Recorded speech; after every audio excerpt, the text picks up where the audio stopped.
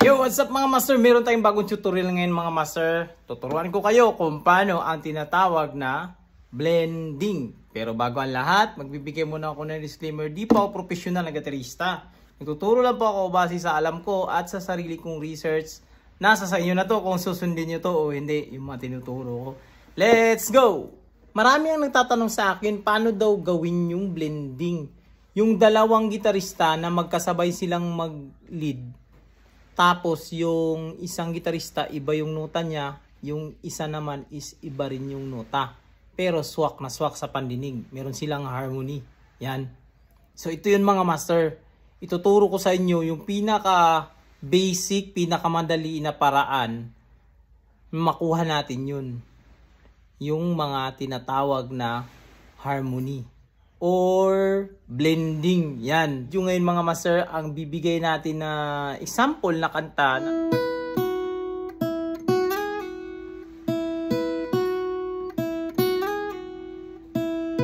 dito natin i-apply yung ating mga tinatawag na harmony. Yan. Ito na mga master. Bago ang lahat mga master, bago ka mag-proceed dito mga master sa ating tutorial ngayon is take note mga master, may knowledge na tayo about sa major scale. Para maunawaan natin to mga master, yun lang yung aking payo mga master. Ang tutorial na to is para sa mga alam na yung tinatawag na major scale para maintindihan ito yung ating tutorial ngayon mga master. Ngayon isusulat ko dito mga master yung intro yan ng magbalik, yung kanyang tiw-niw-niw.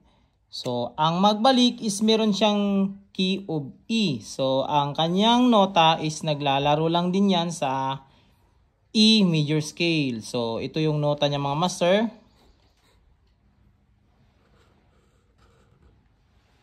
Yan mga master. Yan na yung ating intro ng ating magbalik. So, meron siyang ito. So, E, B, F sharp, E, F sharp, slide sa G sharp, din balik sa F sharp.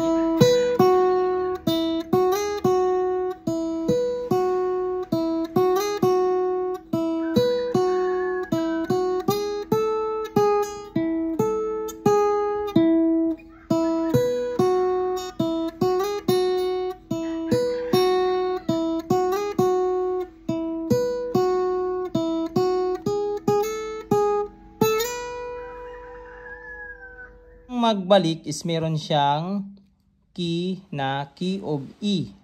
So, understood na ang ating mga nota na to, ito yung kanyang intro is nasa major scale ng E. So, paano natin kukunin yung kanyang harmony? Ito yun mga master, yung technique ko mga master. Isusulat ko yung major scale ng E. Yan. Yung major scale ng E. Ibubuo ko siya dito. Sulat ko siya dito. So, yung major scale ng E, meron siyang E, F sharp, G sharp, A, B, C sharp, E flat. Yan. Yan yung kanyang scale sa ating key ng magbalik or tinatawag na major scale. Paano kumuha ng mga harmony dito sa mga nota natin? Ito example yung intro ng magbalik. Ito lang yan mga master. Lagi kang bibilang ng 3 sa ating scale dito mga master. Example. Itong note na to, ito E, bibilang tayo ng 3 galing sa kanyang nota. So, isa, dito yung pinaka-base natin mga master, 1, 2, 3. So, G sharp, yan yung kanyang harmony. G sharp. At, ganun din yung gagawin natin mga master, pag B, dito na naman tayo. So, bibilang na naman tayo ulit. 1, 2, 3. So, E flat. Pagdating sa B, meron tayong E flat. Ito mga master, ito yung isang gitara, yung ditong ilalagay ko dito sa sulat, yan yung harmony para hindi kayo malito mga master. So, ito naman tayo sa F sharp. Yung F sharp, bibilang ulit tayo ng tatlo. 1, 2, 3. Yan. Ganun lang yung gagawin natin mga master. So on, so forth. Itong method na to mga master is, ito yung ginagawa ko mga master noon pa kahit hindi ko pa alam yung mga, yung mga triads na yan. So, ito yung ginagawa kong method mga master. So, yun lang ang gagawin natin mga master. Yan, lalagyan ko to lahat ngayon mga master. Sulat natin to sa ibang papel mga master, ibubukod natin mga master. So ito na yun mga master, sinulat ko na mga master. So ito yun mga master, yung kanyang melody part. So ito yung intro niya mga master, nakalagay 2 times yan. Babalik tayo ng 2 times yan. Tapos sunod, ta na na na na na na na na. Ito mga master, example ko sa inyo mga master.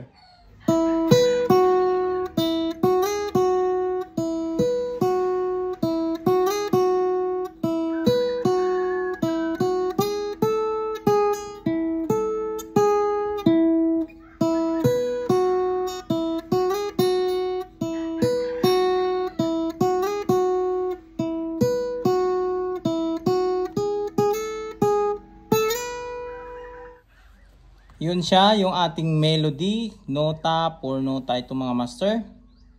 Yun, baka gulo kayo dito master, merong arrow. Yung part na kasi na ito mga master is binalik lang yan dito mga master, and then ito na. Yan. At ito naman yung kanyang harmony mga master. Yan, ito yun.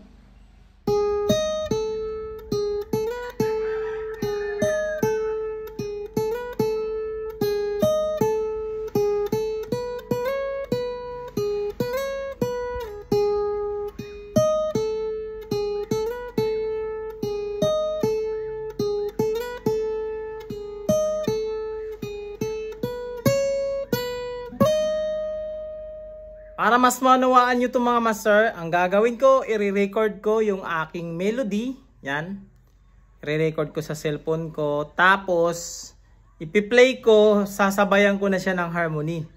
Pero take note mga master, huwag tayong lalayo mga master sa kung ano yung hinihingi ng nota. Example, dito tayo sa ating E major scale. Dito tayo sa, yan. So dito nag-start yung ating intro ng magbalik sa 5th fret B string. Yan, yung bilang natin kanina sa major scale mga master is 1, 2, 3. Ito rin yun, 1, 2, 3. Yan. So yung nota na nakikita natin, mag-stick pa rin tayo dun sa bilang natin kung pa-abante tayo. Pa-abante kasi yung bilang natin ng 1, 2, 3. So dito tayo, G sharp siya. Hindi tayo doon mga master sa ito, G sharp din naman to, pero masyado nang mababa yung kanyang pitch. Kumbaga G sharp ito G sharp din.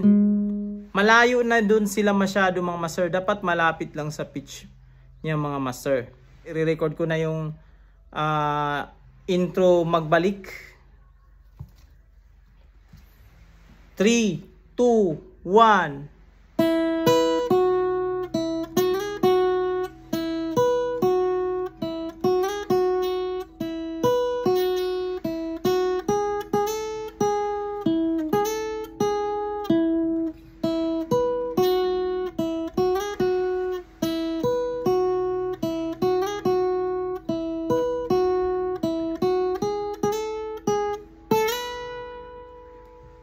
Yun yung ating melody mga master. Yung harmony niya mga master is ito yun mga master.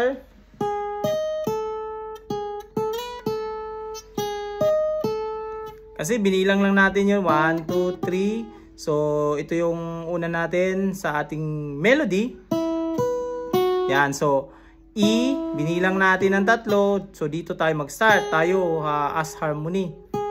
Nung kinalabit yung B, bibilang tayo ng 3. 1, 2, 3. So, E-flat yung note natin. Pero dito dapat na E-flat, hindi yung dito. Yan, sa G string. Dapat nung malapit lang sa kanya. So, ito na mga master. Ipi-play ko na siya mga master. Yung ating ni-record lang na melody. Ang gagawin ko ngayon is harmony sa aking gitara. 3, 2, 1.